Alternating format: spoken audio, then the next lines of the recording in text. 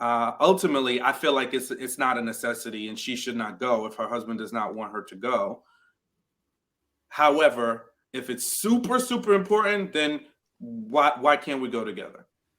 And what if you get there with your wife together and he doesn't know? Well, he needs to know that you coming with her, right? Oh, for certain.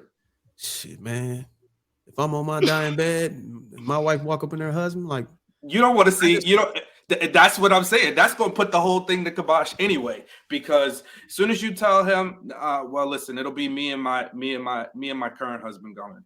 He's going to be like, oh, yeah, you know what? Can you come by yourself? No. Would he need to see you by yourself? I'm gonna be like, look, dude, I just want to have a conversation with her before I pass away alone. I just want some Why? head before I leave. Yeah, No, I'm just kidding. I'm just that's a kidding. no go. Matter of fact, bump the visit. We're gonna be on Zoom. Now we back to Zoom. We're gonna do this via Zoom. I just want to box one more time before I go out.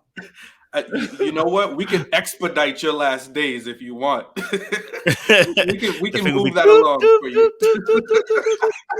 We can Yeah, pull out flatline that you drip. today. How about that? No, it's wild. It's wild. I'm not, like I said, my mind is not thinking that you're gonna go there and have sex with a dead man. Right, That's right. not where my mind is. My mind is concerned about the emotional connection that is fostered in this immediate moment. If you're telling me that you have that much compassion that you're willing to, even potentially, some people are even telling me they're going to go behind their husband's back, that tells me there are strong feelings involved in this situation. So whatever's going to happen at this particular conjunction when you're there could stir up some really strong emotions too. That means that I'm going to have the brunt of whatever comes back between that conversation between you and him, whether it's good, whether it's bad. I'm going to get a brunt of that emotion. And so if you're willing to jeopardize your current situation to go and talk to the ex situation, trust and believe you're going to bring back potentially bring back some buffoonery to me, because you've already tried to jeopardize the situation by ignoring my wishes in this instance to see a whole nother man. And I keep saying this, if he's on his deathbed and he wants to say sorry, let him say sorry to the good Lord, and the good Lord will suffice. There is no need to bring my current wife, and I think someone said this as well, like, if you did the honorable thing to you, this is you saying you was honorable to you to release her because you don't want her to have the burden. Why would you put on another burden of calling her in your last dying breaths to come when she's already got another marriage and potentially upset a marriage? Because as men, we know this. And this is take women out of this equation. As men, we know boundaries, right? We understand boundaries when it comes to another man's wife. I'm not saying that as property, but I'm saying that as even just as territorial as we are as men. I know that if Bruiser's got a wife, uh, bro, there are limitations to kind of behaviors, the limitations to conversations, there are limitations to how we interact. Because as a man, I understand the territory, I understand the boundary. So if I now come in to request Bruiser's wife, I don't give a frick about the boundary, because as men, forget women, we know the boundaries. Without saying anything, we know our boundaries. So to now bring in the person and say, actually, you know what? Forget the boundary. I'm dying. Call the wife that I said that I didn't want her to have any stress about the situation, but you can come from your current situation and come in to see me as I'm passing and dying. What?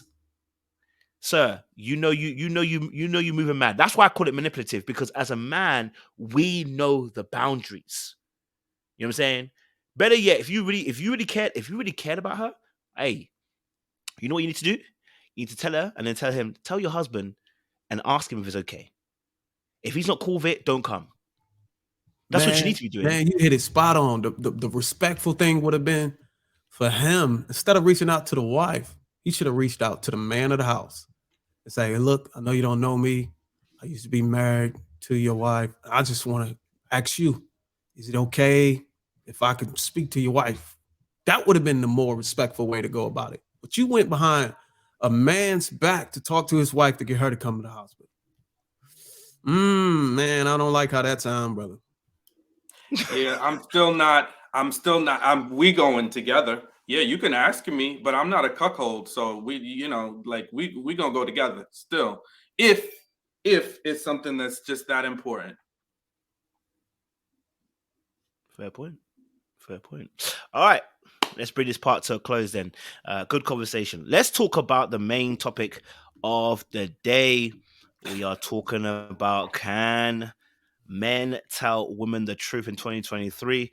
That's why the dilemma was really cool, because I think it did allow us to also tell some truth. That was our truth. Our truth was that we weren't happy with the situation, and we didn't want to see that going.